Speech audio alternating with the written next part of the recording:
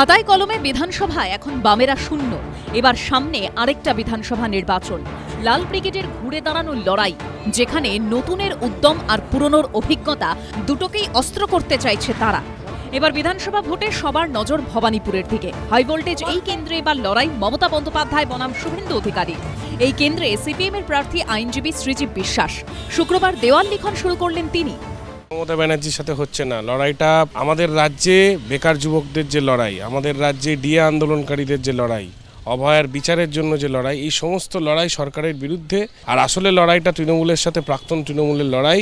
কোথাও একটা mock fight.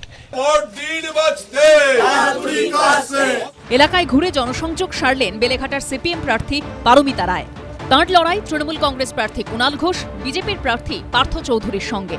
বিরোধী পক্ষের প্রার্থী কে আছে না আছে সেটা নিয়ে আমি ব্যক্তিগত কোনো জায়গায় কথা বলবো না। জয় আমাদের হবেই, কারণ মানুষ পরিবর্তন চাইছে, মানুষ অতিষ্ঠ হয়ে গেছে, ফলে পরিবর্তন হবে। 2021-এর ভোটে সিপিএম এর টিকিট না পেলেও এবার ফের কামারহাটির প্রাক্তন বিধায়ক মানস মুখোপাধ্যায়ের উপর ভরসা করেছে দল। শুক্রবার কামারহাটে সিপিএম প্রার্থীর সমর্থনে আরিয়াদহ দক্ষিণেশ্বর অঞ্চলে দেওয়াল লিখতে দেখা গেল প্রয়াত শ্যামল চক্রবর্তীর মেয়ে ও অভিনেত্রী উষসী চক্রবর্তীকে।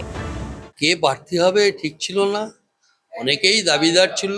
ক্যান্ডিডেট হওয়ার জন্য তো আমাদের কোনো লড়াই নেই। আমাদের ভোট যেটা আমাদের বিরুদ্ধে চলে গেছে সেই ভোট ফেরত আনা, এটাই আমাদের প্রধান কাজ। টানা 34 বছর পশ্চিমবঙ্গের শাসন করেছে বামফ্রন্ট। তবে 2011-তে পরিবর্তনের পর থেকে ক্রমাগত তলানিতে পৌঁছেছে তারা। এবার কি বামেদের শূন্যের গেরো কাটবে, সেটা বোঝা যাবে 4 মে। ঐশী মুখোপাধ্যায় ও সমীরণ পালের রিপোর্ট, এবিপি আনন্দ। বৃহস্পতিবার দ্বিতীয় দফার প্রার্থী তালিকা প্রকাশ করেছে বিজেপি। শুক্রবার থেকেই পুরোদমে প্রচারে ঝাঁপিয়ে পড়লেন প্রার্থীরা। কেউ পুজো দিলেন মন্দিরে, কেউ এলাকায় ঘুরে সারলেন জনসংযোগ, কেউ আবার শুরুটা করলেন কর্মীদের সঙ্গে বৈঠক করে। শুক্রবার রাজারহাট গোপালপুর বিধানসভা কেন্দ্রের শ্যামনগরে উদ্বোধন হলো বিজেপির নতুন নির্বাচনী কার্যালয় মনমোহন ভবনের। বিজেপি প্রার্থী হওয়ার পরদিন সেখানে পৌঁছে গেলেন তরুণজ্যোতি তিওয়ারি। উপস্থিত ছিলেন বিজেপির সাংসদ ও কেন্দ্রীয় শিক্ষা প্রতিমন্ত্রী সুকান্ত মজুমদার। সবথেকে বড় চ্যালেঞ্জ এখানে দুর্নীতি, কর্মসংস্থান, মানুষের জীবন জীবিকা এবং লোকাল যে ইস্যুগুলো, সিন্ডিকেট রাজ, নিকাশি ব্যবস্থা এখানে কিছু নেই, পানীয় জলের ব্যবস্থা নেই।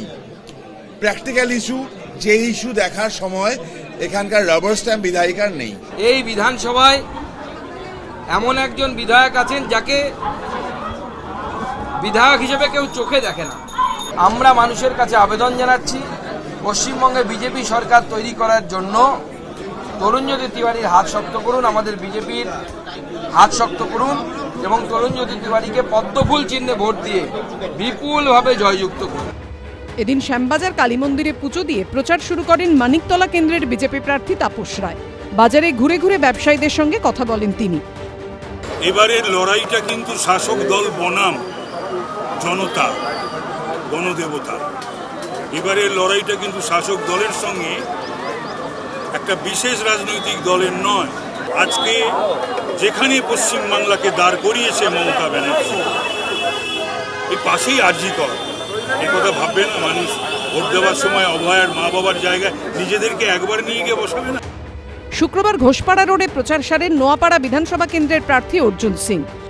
যে প্রার্থী হয়েছে তার কি গুরুত্ব আছে এটাই বুঝুন। মমতা ব্যানার্জি সরকার, মমতা ব্যানার্জি পুলিশ তার এগেনস্টে নিজেই এফআইআর করেছে জিটিএ চাকরি চুরির জন্য। এবার তাকে প্রার্থী করেছে মমতা ব্যানার্জি দলে, তো এটাই আছে যে টাকা দেবে, যে টাকা চুরি করবে, যে কয়লার টাকা দেবে, যে বালির টাকা দেবে, সেই তাকেই মমতা ব্যানার্জি আপন আছে।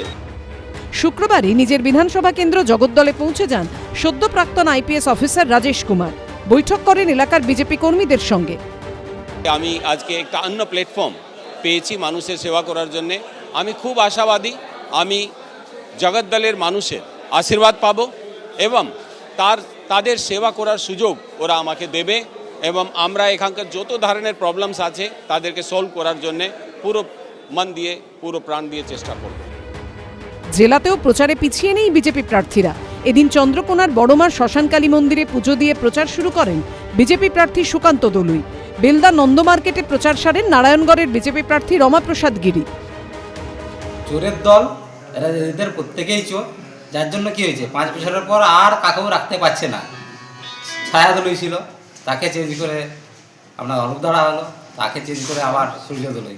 কিন্তু চন্দ্রকোনাবাসী কি এতটাই বোকা যে তোমরা মুখটা চেঞ্জ করে দিলেই তাদের স্বভাবটা তো সকলেই জানে যে যেই আসবে সে আবার চুরি করবে, তাই সেই ভুল আর করবে না চন্দ্রকোনাবাসী। প্রতিপক্ষ আমার তো তৃণমূলের বিরুদ্ধে অবশ্যই লড়াই। তার সঙ্গে একটা কথা বলবো যে লড়াই তো যেটা বাংলাকে বাঁচানোর লড়াই, এই লড়াই বাংলার ঐতিহ্যকে ধরে রাখার লড়াই, বাংলাকে বাংলাদেশ হতে না দেওয়ার লড়াই।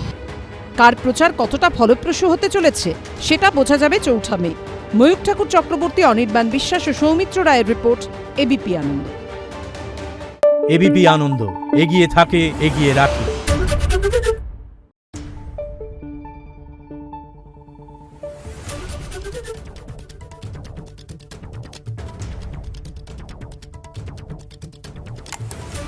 Thank you.